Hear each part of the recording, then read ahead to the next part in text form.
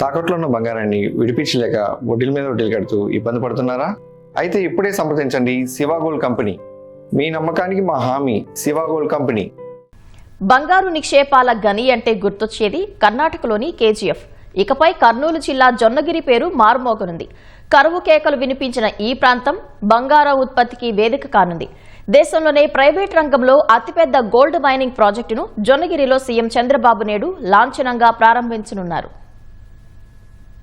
రాష్ట్రంలో బంగారం ఉత్పత్తికి నేడు తొలి అడుగు పడనుంది.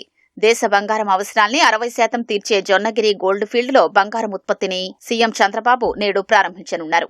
కర్నూలు జిల్లా తుగ్గలి మండలం జొన్నగిరిలోని గనుల నుంచి బంగారం ఉత్పత్తి చెయ్యాలన్న 2 దశాబ్దాల కలను నిజం చేయబోతున్నారు. ఉదయం 11:30 గంటలకు హెలికాప్టర్లో నేరుగా జొన్నగిరికి ముఖ్యమంత్రి చేరుకుంటారు.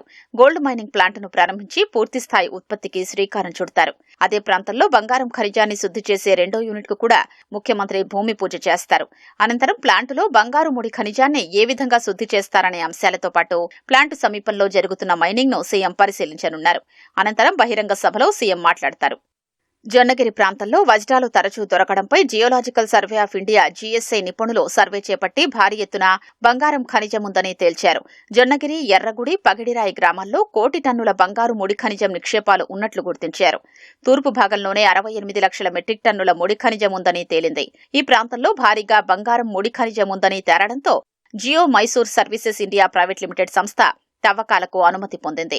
జొన్నగిరి, పగిడిరాయి, ఎర్రగుడి ప్రాంతంలో ప్రయోగాత్మకంగా కొంత ప్రాంతాన్ని తవ్వి అక్కడున్న బంగారం ఖనిజం నాణ్యమైనదేనని నిర్ధారించుకుంది. తొలుత మినీ కర్మాగారాన్ని నిర్మించింది. తరువాత 320 కోట్లు వెచ్చించి అత్యాధునిక కర్మాగారం ఏర్పాటు చేసింది.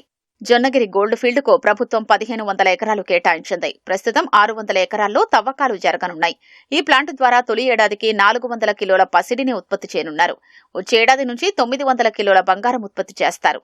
ఏటా ఉత్పత్తి పెంచుతూ ఏడాదికి 2 టన్నుల వరకు బంగారం ఉత్పత్తి చేయనున్నారు.